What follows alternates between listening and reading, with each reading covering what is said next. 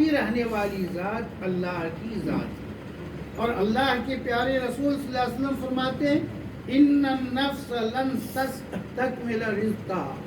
کہ کوئی نفس مر ہی نہیں سکتی ہے اس وقت تک جب تک کہ اپنے رزق کو پوری نہ کر دے۔ جتنی رزق لکھی ہے رب العالمین نے انہیں رزق ملے گی، اور وہ اتنا رزق کھا کر کے اس دنیا سے رخصت ہوتی ہے۔ ہمیں آپ کو جتنی رزق لکھی ہوئی ہے ہم آپ بھی رخصت ہوں گے، لیکن رخصت ہونے سے پہلے میرے بزرگوں اگر 3 اعمال میں سے ایک بھی عمل ہم آپ کر بیٹھتے ہیں اور اس دنیا سے جاتے ہیں تو آپ یقین کیجئے کہ مرنے کے بعد بھی قیامت تک آپ کے نام اعمال میں اعمال صالحہ اجر و ثواب رب العالمین عطا فرمائیں گے۔ وہ 3 عمل کیا ہے؟ حدیث میں آتا ہے اللہ کے رسول صلی اللہ علیہ وسلم فرماتے ہیں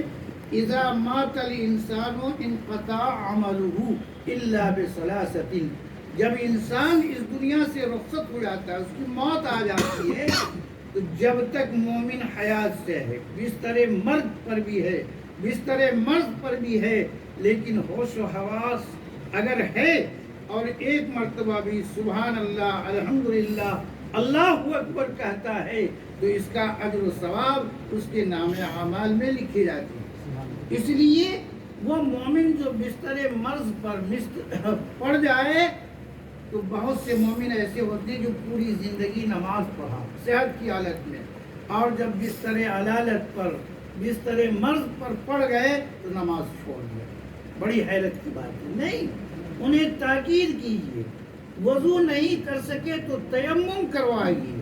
اور تیمم کروا کر انہیں نماز اشارے سے کنائے سے جب تک وہ ہوش میں ہے، بیٹھنے کی حالت ہے تو بیٹھ کر، لیٹنے کی حالت ہے تو لیٹ کر،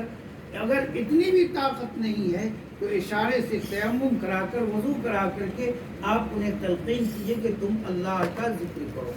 اور جب وہ اللہ کا ذکر کرے گا، اشارے سے بھی نماز پڑھے گا، تو اللہ تبارک و تعالیٰ اس کے نام اعمال میں اعمال صالحہ اجر و ثواب لکھتے ہیں۔ لیکن جب اس کی موت ہو جاتی ہے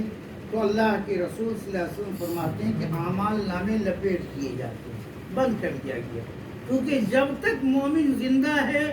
اعمال کے دفتر کھلے ہوئے ہیں اور اعمال صالحہ مل رہا ہے، اور جب اس کی موت ہو گئی تو لپیٹ دیے گئے، اب نہ اعمال صالحہ لکھا جائے گا اور نہ اعمال سو لکھا جائے گا۔ لیکن قربان جائیے نبی پاک رحمت للعالمین احمد مصطفیٰ محمد مصطفیٰ صلی اللہ علیہ وسلم کی ذات اقدس پر یہ آپ صلی اللہ علیہ وسلم فرماتے ہیں الا بثلاثۃ، 3 طرح کے اعمال کر کے اگر گزرنے والے انسان مومن ہیں تو ان کے نام اعمال کھلے رہتے ہیں اور اجر و ثواب لکھا جاتا ہے۔ الصدقۃ الجاریہ، ایک تو صدقہ جاریہ کرنے والا، مسجدوں کی تعمیر کی، مدرسوں کی، خانقاہوں کی، جو دین کی بنیاد ہے، عام راستوں پر نل لگوا دیا، مخلوق خدا بندی پیاسی ہے، پانی کی ضرورت پڑ رہی ہے، اس وقت تک یہ اعمال صالحہ صدقہ جاریہ ہے۔ صدقہ جاریہ یہ بھی ہے کہ اگر آپ نے اپنی اولاد کو حافظ قرآن نہیں بنایا، عالم قرآن نہیں بنایا، تو کسی بھی بچے کو آپ اپنی رقم خرچ کر کے،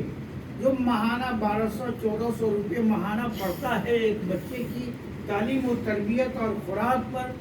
اتنا خرچ کر کے ایک حافظ قرآن بنایا،